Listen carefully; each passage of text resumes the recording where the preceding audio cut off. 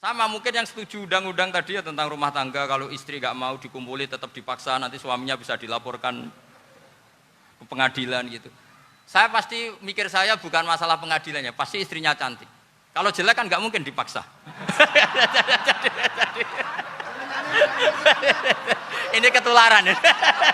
Assalamualaikum warahmatullahi wabarakatuh. Bismillahirrahmanirrahim. Allahumma sholli wa sallim ala sayyidina Muhammadin wa ala alihi washabbihi asma'in nama ba'du.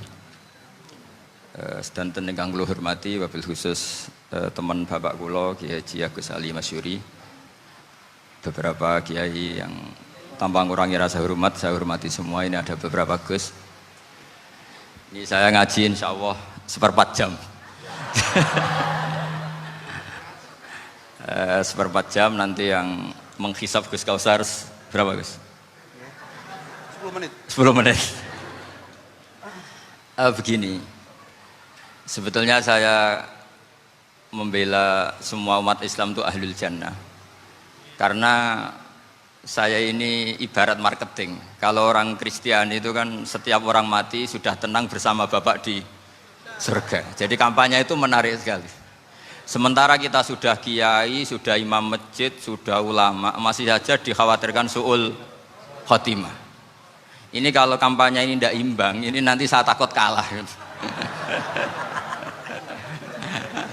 Makanya saya bilang pokoknya semua orang mukmin itu ahlul jannah. Karena memang asli hadisnya seperti itu, man qala la ilaha illallah dakhalal jannah. Bahwa kemudian ada beberapa kiai yang mungkin wataknya itu pesimis, kemudian bikin sekian aturan-aturan yang sebetulnya itu cerminan dari pesimisnya, terus akan-akan masuk surga itu susahnya bukan main. Nah itu saya tidak setuju karena tadi pasti kalah dengan kampanye sebelah yang setiap orang mati dibilang sudah tenang bersama Bapak apa? Di surga. Jadi ini penting. Terus kedua saya bilang agama ini sudah begitu baik. Masa kunci surga sudah dibocorkan miftahul jannah la ilaha illallah. Masa sudah pegang kuncinya nggak jadi masuk surga, itu kan aneh. Ya sudah masuk saja, tapi tidak usah minta bantuan saya, masuk aja, kan sudah pegang kuncinya. Terus ketiga, kenangan terburuk saya ketika jadi kiai itu gini, saya ada beberapa guru SD datang ke saya. Ini agak-agak masalah besar. Gus boleh nggak buka ujian nasional yang masih disegel? Semua guru bilang nggak boleh, itu kriminal kan. Ada satu guru yang bikin analogi agak kacau. Boleh saja. Wong ujian di kuburan saja dibocorkan para kiai nggak apa-apa. Itu.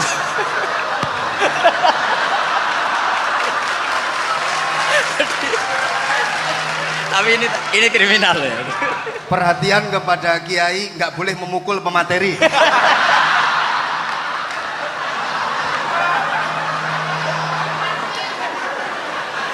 Jadi tentu itu analogi yang salah kan. Marrobuka kan, Tuhan kamu siapa, Nabi kamu. Tuhan kamu siapa, Nabi kamu siapa, imam kamu siapa. Ini kan sudah dibocorkan oleh para kiai. Artinya apa? Nak raiso jawab kebablasan gitu. Terus guru ini berpikir kalau ujian akhirat sekrusial itu saja bisa dibocorkan, kenapa ujian nasional tidak boleh? Tentu ini kias yang salah, saya tidak ngajari seperti itu. Tapi saya ngajari ke kalian betapa mudahnya masuk surga. Kunci jawaban sudah dikasih, kunci pintu masuk sudah dikasih. Kok sampai tidak masuk, ini kebablasan. Paling salah gurunya. Jadi ini kenapa saya sering cerita orang mukmin semuanya itu min ahlil jannah. Itu saya jamin. Sama tidak usah takut su'ul khotimah, tidak usah takut berlebihan seperti itu. Karena setahu saya, setidaknya saya mewakili ulama zaman ini. Rata-rata guru kita ini bermadzhab Syadzili dalam berkeyakinan berpikir tentang Allah. Di antara ini yang mulai saya ngomong serius, supaya tadi kan guyonannya sudah diambil Gus Reza sama Gus Kausar. Saya tahu kenapa mereka guyon. Kalau ngomong serius takut kalah sama saya.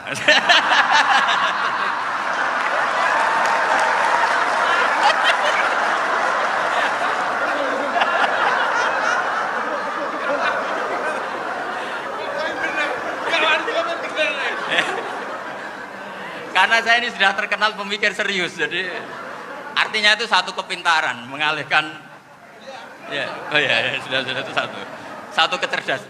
tidak hanya ngalim tapi butuh cerdas. Betul cerdas. Jadi itu bukti beliau-beliau ini cerdas itu. Saya berpikir begini, ini madhab Syadzili. Kita semua tentu Syadzili karena kita semua ngaji kitab hikam. Kita tahu kitab hikam itu muridnya Abul Abbas Al-Mursi. Abul Abbas Al-Mursi muridnya Syekh Abil Hasan apa? Asy-Syadzili. Saya masih ingat betul makalah itu dan saya ulang-ulang. Setiap saya ngajar di sarang saya ajarkan itu. Kilali kata Abul Hasan Asy-Syadzili, saya pernah dapat hatif, dapat semacam ilham. Apa makna min syarril waswasil khannas? Itu kata beliau dijawab oleh hatif itu. Hatif itu nggak perlu diterjemah tadi ada karena tadi diajarin itu. Apa yang dihidupkan itu nggak perlu dijelaskan. kata hatif tadi, waswasun yadkhulu bainaka wa baina habibika. Yunsika altofahu alhasanah wa yudzakiruka af'alaka asai'ah wa yukassiru indaka dzatas shimal wa yuqallilu indaka dzatal yamin liya'dila bika an husni dzanni billah ila su'i dzanni billah. Jadi yang dikatakan waswas adalah kamu digiring untuk hanya ingat sisi-sisi kamu yang negatif, dilupakan bahwa Anda punya sisi-sisi yang positif. Misalnya seperti ini, mungkin secara fikih tadi banser-banser tegas, wah ini masalah lelaki perempuan dipisahkan gini-gini. Tapi kenapa Ghazali bilang ya sudah gini gak apa-apa. Sebetulnya ada rukhsah itu karena ini di depan umum. Yang paling pantangan Nabi itu la yakhluwanna rajulun bimra'atin. Ini ada yang menjaminnya gitu. Malah khawatir saya di sini dipisah tapi setelah berduaan nggak bisa. Jadi toleransinya karena ini di depan umum. Itu masih ada toleransinya. La yakhluwanna rajulun bimra'atin. Begitu juga ketika kita dosa, misalnya kita dosa. Orang Islam setiap dosa itu pasti ingat salahnya, kemudian istighfar. Dan ketika satu kebaikan dibandingkan keburukan, itu kata semua ulama, karena sayyi'ah itu bernilai 1, kebaikan bernilai apa? 10. Itu masih surplus berapa? 9. Jadi itu cara berpikir Abul Hasan Asy-Syadzili. Kenapa kamu harus berpikir positif tentang Tuhan? Sekali berpikir tentang negatif, itu bahaya betul. Misalnya begini, kamu berpikir tak rewangi jadi kiai, sujud, rukuk, ternyata aku tetap lebu neraka, gunane apa? Itu menurut saya kan nggak punya akal. Sujud itu satu kelaziman menghamba kepada Allah. Normalnya seorang hamba itu ya sujud. Kemudian gara-gara kamu ingin masuk surga, terus logika kamu dibalik, gunanya apa saya sujud? Ternyata saya masuk neraka. Itu pertanyaan yang benar-benar bodoh dan itu menjadikan Allah benci. Logikanya dibalik begini. Ini saya ngomong serius karena ini bentuk kemenangan saya ini bentuk kemenangan saya.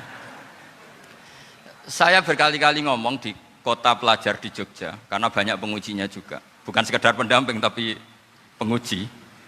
Banyak yang profesor, bukan sekedar dokter, banyak yang profesor. Jadi biar ini dok. Begini. Saya pernah ditanya sama seorang dosen, Gus, saya ini ngaji hadis banyak, tapi ada yang saya tidak paham, yaitu mangqala la ilaha illallah dakhalal jannah, ada kalimat wa in zana wa in saraka. Meskipun pernah zina, pernah maling. Ini kan seakan-akan mentoleransi perzinaan dan pemalingan. Terus saya bilang, oh makna hadis itu seperti ini. Jadi kebenaran absolut, kebenaran yang mutlak itu tidak akan terganggu oleh status perilaku seseorang. Saya berkali-kali memberi contoh. Orang yang ditangkap KPK akan bilang 1 tambah 1 2. KPK-nya juga bilang 2. Rivalitas dalam politik, Pak Prabowo ya bilang 2, Pak Jokowi juga bilang 2. Orang yang zaniyah, yang lonte pun akan bilang 2. Muftinya juga bilang 2. Ketua MUI-nya juga bilang 2. Artinya gini, kebenaran yang absolut adalah kebenaran yang siapapun akan meyakini seperti itu. Seperti 1 ditambah 1 2. Kamu punya musuh bilang 2. Kalau ibu-ibu ini punya maru ya marunya bilang 2 tadi tambah mama. Enggak tahu saya terjemahnya apa tadi. Nah, kebenaran yang absolut itu kebenaran yang siapapun pasti mengakui. Dan uniknya begini, saya pernah ngaji acara himmah, acara pondok sarang di Demak. Kalau kamu bilang 1 ditambah 1 menjadi 2, untuk mengatakan 2 itu kamu butuh hadiah enggak? Mereka semua jawab enggak. Kita semua enjoy saja mengatakan tembok itu putih. Kenapa? Karena memang putih. Kita mengatakan 1 tambah 1 2 karena memang kita tanpa presentasi dapat hadiah, dapat penghormatan. Kenapa untuk mengatakan Allah itu Tuhan kita butuh surga? Memangnya kalau tidak ada surga Allah tidak jadi Tuhan? Ini problem orang soleh-soleh yang terlalu pesimis. Makanya nanti orang-orang soleh itu masuk surganya berat. Tapi kalau orang alim lebih gampang kira-kira seperti itu. Iya, karena kan imannya lebih bagus. Dalam hadis qudsi, Allah ini yang dibuli orang-orang soleh. Laulam akhluk jannatan wala naron alam akun ahlan an uto'a, dalam hadis qudsi itu. Kalau saja saya tidak menciptakan surga dan neraka, apa saya tidak jadi Tuhan yang perlu ditaati? Apa kalau kamu tidak saya kasih uang 1 juta terus bilang 1 tambah 1 11? Enggak kan? Tetap bilang berapa? 2. Kalau kebenaran absolut yang 1 tambah 1 kamu bilang 2 meskipun tanpa mendapat hadiah. Kenapa untuk bilang Allah Tuhan kamu butuh hadiah surga? Itu kan serah ikhlas belas. Makanya saya terus mengajarkan ikhlas. Ikhlas itu bisa dilatih dengan akal, dengan pikiran, bil ilmi lah. Harus dilatih. Nah di sini ini momen atau makna yang mestinya harus difahami wa inzana bahwa kalimat ini sah meskipun dilafatkan seorang yang pernah zina. Sama seperti 1 tambah 1 2 sah, diucapkan siapa saja sah. Dan siapapun akan mengucapkan itu secara ikhlas. Ini penting saya utarakan. Sehingga setelah ada firqah-firqah takfiri yang mengatakan orang megang keris itu syirik, ke kuburan syirik, ini syirik. Itu salah besar. Salahnya adalah tadi kalimat-kalimat atau kebenaran-kebenaran absolut ini sudah jadi sibghata wa man ahsanu minallahi sibghah. Kalimat ini begitu absolut di hatinya orang mukmin. Sehingga ketika terganggu oleh hal-hal yang adat istiadat kayak pegang keris, kayak apa, ini tidak mengganggu. Tetap kualitas iman ini di atas keyakinan adat membawa apa keris. Kalau orang membawa keris menjadi syirik karena percaya sama makhluk. Orang misalnya kejawen kalau nggak bawa keris nggak nyaman. Orang kota itu kalau nggak bawa ATM juga nggak nyaman. Itu tidak dihukumi syirik. Kamu pergi lupa bawa HP nyaman enggak? Enggak, kenapa enggak dihukumi syirik?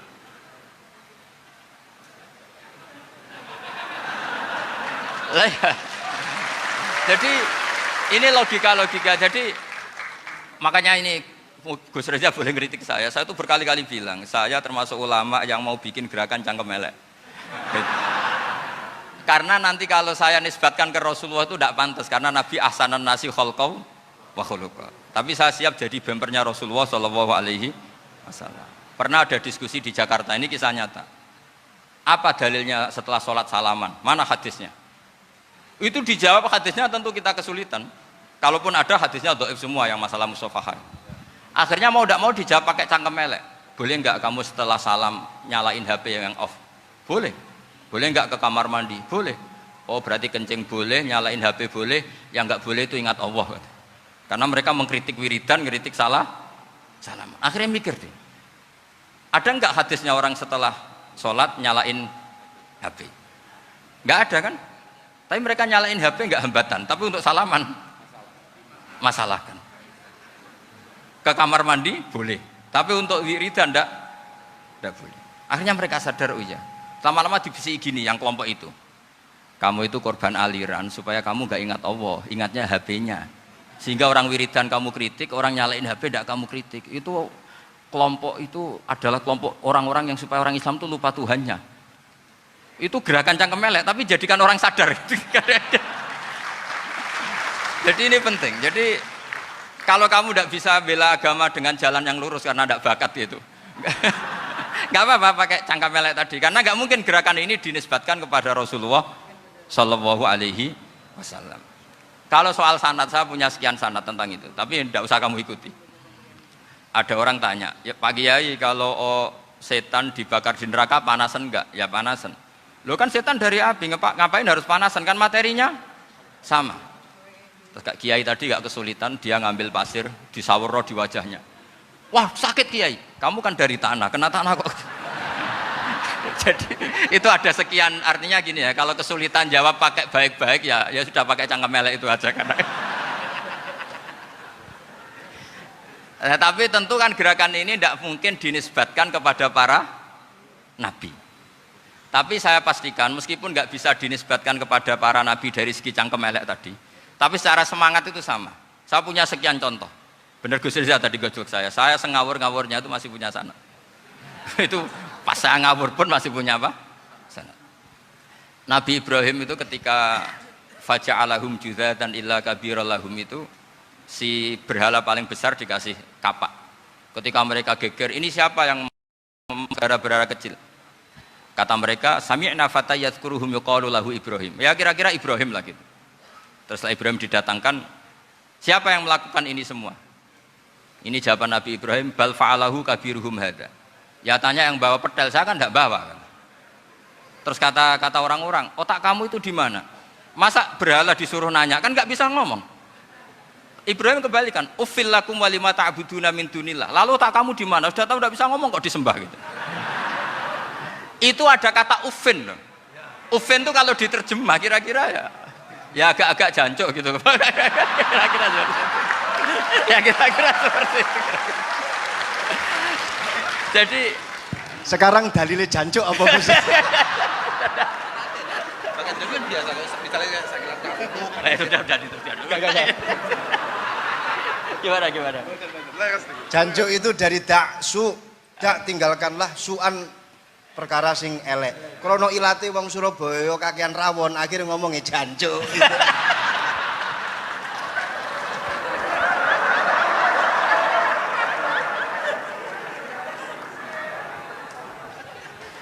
Jadi mulai dulu melawan kebatilan itu harus pakai logika yang vulgar. Karena memang nggak mungkin dengan bahasa-bahasa priayi itu nggak mungkin. Dan ini penting saya utarakan. Nah, kalau nanti nggak mungkin dinisbatkan kepada Rasul karena Nabi adalah ahsanan nasi khalqa wa khuluqa, kita yang ngambil alih saja. Gus Reza, saya, Gus Kaustan ini cara cangkem elek kan pantas. Luas. Selain bakat ya sudah natural. Karena memang itu cara kita menjelaskan kebenaran. Saya ulang lagi, itu cara kita menjelaskan apa? Kebenaran. Mau tidak mau. Saya pernah ditanya sama seseorang, Gus, beberapa nabi itu kan poligami itu bukti hipersek, karena yang tanya itu orang nasionalis yang nggak pati senang Islam. Terus tak balik tanya, perempuan itu makhluk lemah enggak? Ya lemah. Kalau nolong lama satu itu gimana? Ya baik. Kenapa nolong dua jadi tidak baik? Harusnya kalau nolong tiga tidak baik. Tapi saya tidak dukung poligami, enggak. Ini cerita. Setidaknya mereka jadi ingat. Saya itu pernah ditanya agak-agak orang ateis.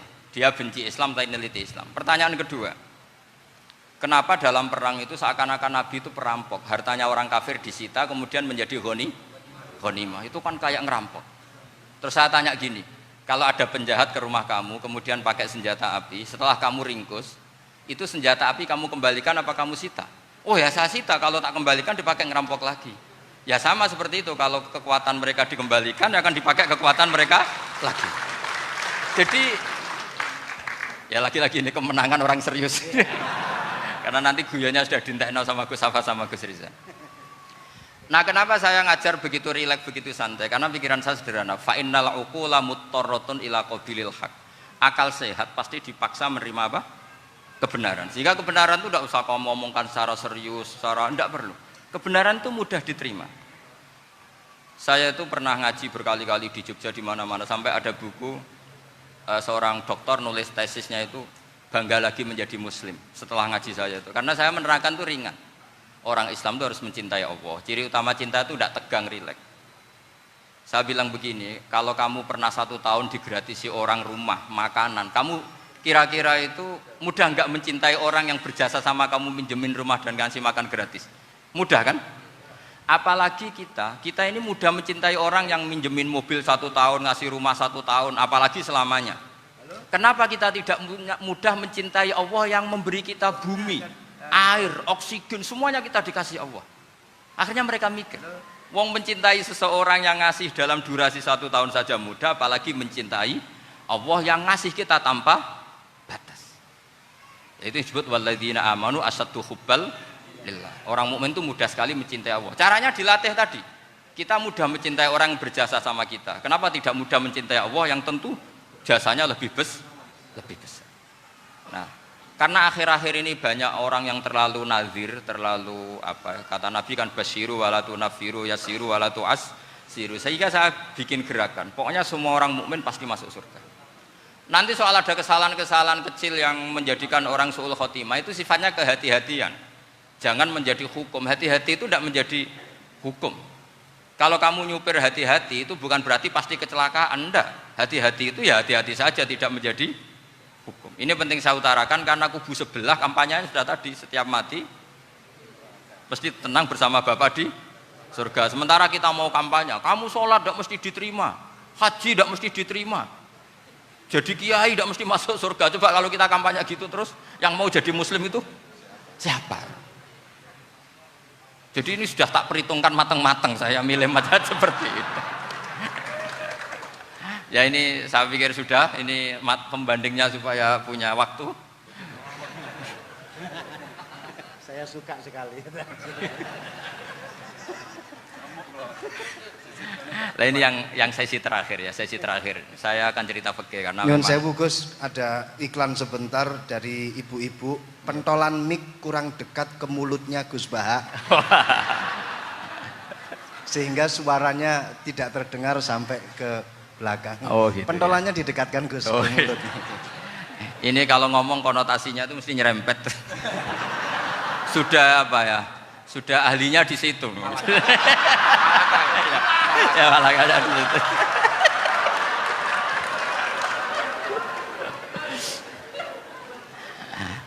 Dalam sesi terakhir saya cerita pentingnya pembanding. Imam Rafi'i itu yang ngarang kitab Muharrar. Kitab Muharrar ini adalah ringkasan dari kitab Al-Wasit. Al-Wasit itu karangannya Imam Ghazali. Al-Wasit sendiri ini khas ngaji NU, karena NU maknanya Nahdlatul Ulama, gerakan para ulama. Jadi kalau nggak ngerti alim-alim seperti itu ya ada NU. Sebenarnya sampai itu pasnya Nahdlatul Ummah, gerakan umat. Tapi kan sudah jadi partai politik Nahdlatul Ummah. Karena yang katakan NU itu Nahdlatul Ulama, gerakannya para ulama. Imam Rafi'i itu berpendapat sujud itu cukup pakai batuk, pakai jidat. Itu dalam kitab Muharrar. Wal asoh anna sujud yasihu mau cukup biwat iljabah. Ketika Imam Nawawi mentasih kitab Muharrar namanya Minhajut Thalibin, itu mengkritik Imam Rafi'i. Kata beliau, sujud itu untuk sah harus melibatkan 7 anggota, karena berdasar hadis umirtu an asjuda ala sapati a'zumin, yaitu al jabhah wal yaden warubaten wal kodamen, yaitu jabhah 2 tangan, 2 lutut dan 2 kodamen. Akhirnya saya ngecek di kitab asli, Imam Rafi'i termasuk Ashabut Tarjih dan Imam Nawawi. 2 orang ini khilaf. Kan nggak mungkin kita sebagai mushahihnya, karena yang khilaf ini 2 ulama besar, satu Imam Rafi'i, satu Imam siapa? Nawawi. Kita tidak bisa hanya ngikuti Fathul Mu'in yang mengatakan idzakhtalafan Nawawi war Rafi'u kudiman Nawawi, tidak bisa, karena Imam Nawawi ini sering nginduk sama kitabnya Imam Rafi'i karena senior Imam Rafi'i. Setelah saya cek di kitab kitab asli Mamba ya, satu sumbernya semua mazhab apa? Syafi'i. Ternyata Imam Syafi'i nak ngedikan hanya begini. Wa uhibbu, saya suka setiap orang Islam sujud itu melibatkan 7 anggota karena itu aman, pasti sah. Tapi wayah tamilu, kata beliau, tapi mungkin saja sujud hanya watul jabah itu sah. Kenapa kata Imam Syafi'i? Liqaulihi sallallahu alaihi wasallam atau li du'aihi apa sallallahu alaihi wasallam fi sujud sajadalaka wajhi wa sam'i wa basori. Nabi ketika sujud itu hanya berdoa, ya Allah sujud kepada engkau wajhi wa sam'i wa basori. Nabi tidak menyebut wayadi wa rubati wa qadami. Sehingga saya berkali-kali bener kata Gus, saya ini pembela umat sing sujute 7 anggota ya tak lem pantes dadi Rais Suriah. Itu. Yang sujute bathuk tok ya tetap sah ngikuti mazhabnya Imam Rafi'i. Meskipun itu tidak saya anjurkan. Tentu tidak saya anjurkan. Alasannya Imam Syafi'i tadi, Rasulullah pernah berdoa dengan kata-kata sajadalaka wajhi, bukan diteruskan wayadi warubati wakodah. Sehingga fal khilaf huna bakin ala khiddati kalau dalam bahasa fikih. Khilaf biar tetap sesuai aturan khilaf masing-masing. Enggak perlu kamu menggugurkan pendapat Rafi'i yang mengesahkan sujud hanya pakai jabah. Ini penting karena tadi seperti saya katakan, yang sujud anggota pitu ya masuk swarga mergo pintere, sing nganggo bathuk tok yang mlebu swarga mergo gobloke tadi, karena aksaru ahlil jannah al-bul. Nah, ini mazhab saya. Jadi saya itu ingin umat Islam itu baik-baik saja. Ya. Karena tidak mungkin lah kita tidak bela Islam di zaman akhir, tidak mungkin, kan tadi kubu sebelah kampanyenya sudah seperti itu. Kalau kita ngomong ikhtiyat, kiai ra mesti mlebu swarga, sing salat ngethuk ra mesti husnul khotimah. Wah kan jadi repot. Saya ini pengagum teori ikhlas. Dilatih bil ilmi, saya ulang lagi, dilatih bil ilmi. Saya ini malu. Malunya tadi, saya mengatakan 1 tambah 1 2 itu meskipun tidak ada yang memberi hadiah, tetap saya katakan 2. Saya mengatakan air itu dingin, tidak ada yang ngasih hadiah, saya akan bilang kalau air itu dingin, kalau api itu panas. Untuk hakikat-hakikat seperti itu saja saya jujur tanpa ingin imbalan. Tapi ketika hakikat mengenai Allah kok saya minta imbalan surga dan neraka, ini apa-apaan? Kira-kira gitulah, Rois Suriah macam apa gitu.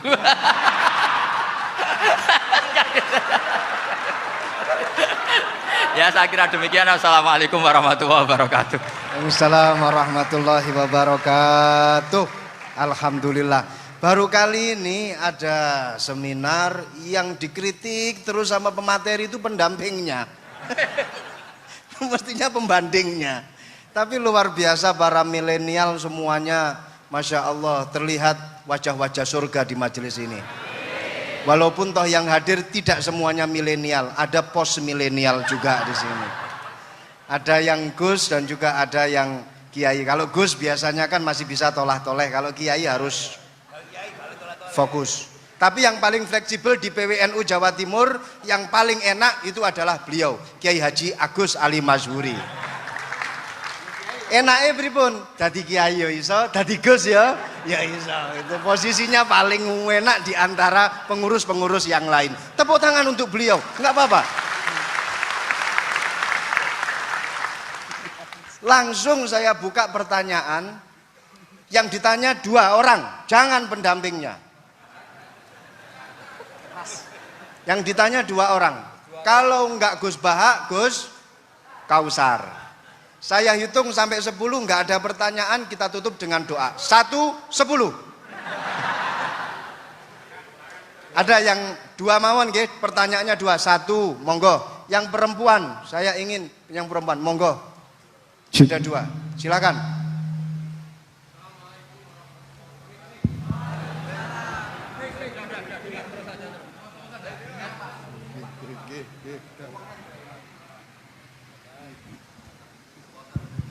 Bismillahirrahmanirrahim. Assalamualaikum warahmatullahi wabarakatuh.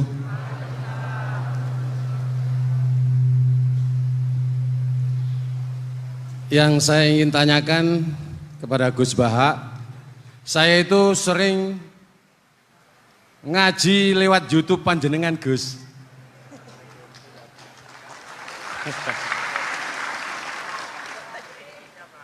Insya Allah ilmu saya tambah walaupun tidak banyak. Yang saya tanyakan, nopo ilmu kula niki barokah? Yang pertama, karena saya ngaji lewat YouTube panjenengan, saya tidak izin. Untuk itu hari ini saya izin panjenengan, mudah-mudahan ilmu ingkang saya dapat dari panjenengan niku saged barokah niku Gus. Terima kasih. Wassalamualaikum warahmatullahi wabarakatuh. Waalaikumsalam warahmatullahi wabarakatuh. Langsung mawon Gus nggih, yang satunya dulu. Siapa aja? Oh gitu. Monggo Gus. Itu tetap barokah dan kebaikan itu mah nggak perlu minta izin. Kalau kebaikan minta izin jadi repot. Jadi kalau dalam kitab fikih disebut iktifaan bil idzni syar'i, karena syara akan selalu memberi izin sama kebaikan. Itu udah hanya masalah YouTube sampean. Tadi melihat wajah Gus Ali ibadah, pamit dulu. Nanti kalau ada orang alim lewat mau lihat juga pamit dulu. Lama-lama mau baca sholawat, ya Rasulullah pamit dulu mau baca sholawat. Jadi semua kebaikan itu cukup iktifaan bil idzni syar'i. Ya jelas ini ya. Terima kasih.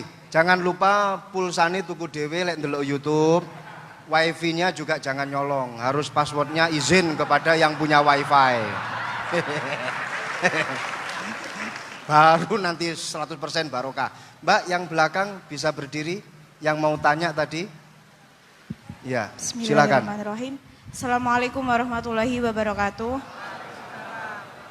Mohon izin Yai Gus, saya di sini mau tanya, selain sebagai pelajar santri, saya juga sebagai seorang mahasiswi di salah satu universitas di Surabaya. Yang saya tanyakan sebagai pemuda milenial, kita semua tahu bagaimana keadaan demokrasi negara Indonesia saat ini.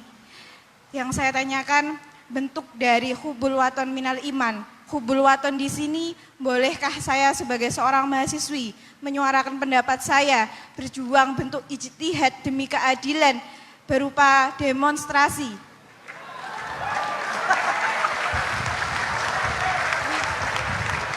Ngapunten. Yang saya tanyakan di sini, bagaimana menurut Gus, apakah saya melakukan demonstrasi ini sudah baik atau sangat baik atau mungkin perlu dikaji kembali? Terima kasih. Wassalamualaikum warahmatullahi wabarakatuh. Hubungan antara demonstrasi dan hubbul wadon minal iman. Hah? Oh ya, hubbul waton minal iman. Monggo Gus.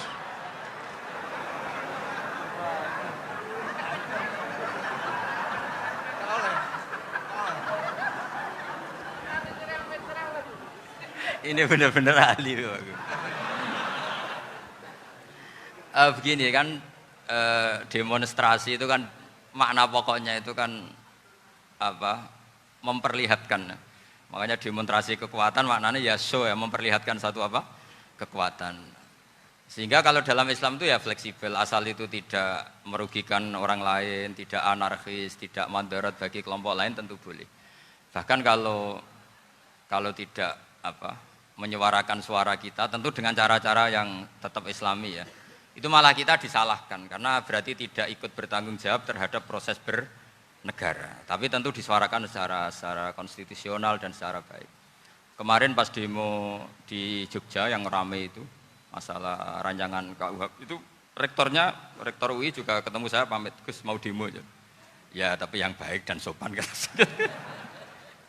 karena begini ya, di Quran itu ada ayat walau la dafuwahin nasa ba'dahum bi ba'dil la fasadatil ard. Jadi kekuatan manapun itu harus dikontrol.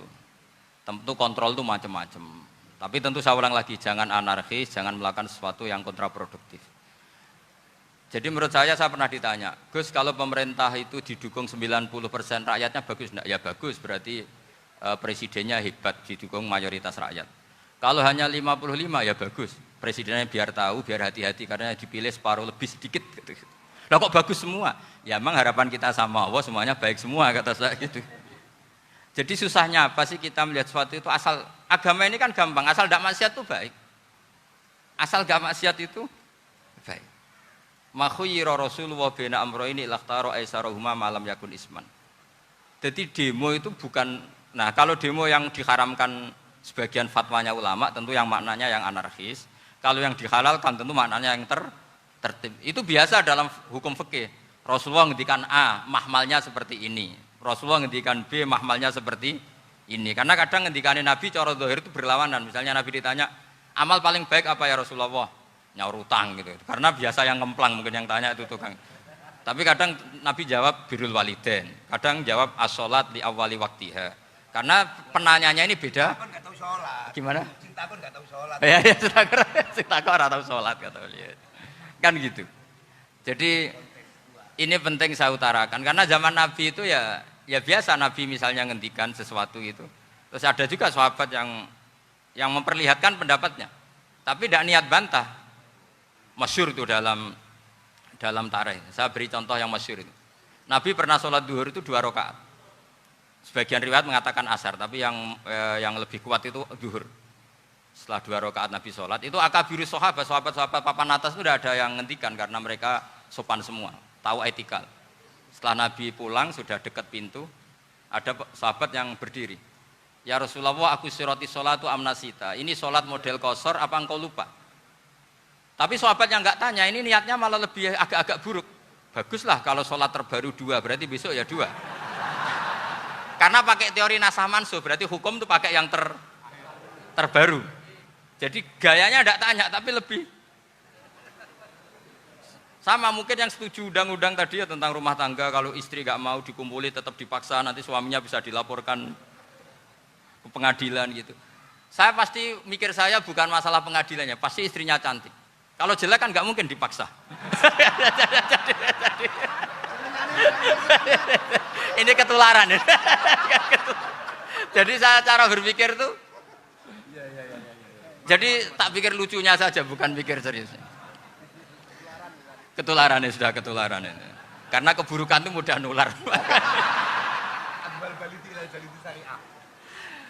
Akhirnya Nabi kembali lagi, enggak, kullu dzalika lam yakun, semua itu enggak terjadi. Tapi Nabi sebagai orang yang sangat, ya sebenarnya enggak boleh dibahasakan sangat demokratis, sangat bijak. Nabi kembali lagi ke mimbar terus tanya, ahakun maqalahu Dzulyaden, apa betul yang dikatakan Dzulyaden tadi? Kata sahabat semua, betul ya Rasulullah, tadi engkau sholat hanya 2 rakaat. Nabi kemudian takbir lagi, meneruskan 2 rakaat terus salam.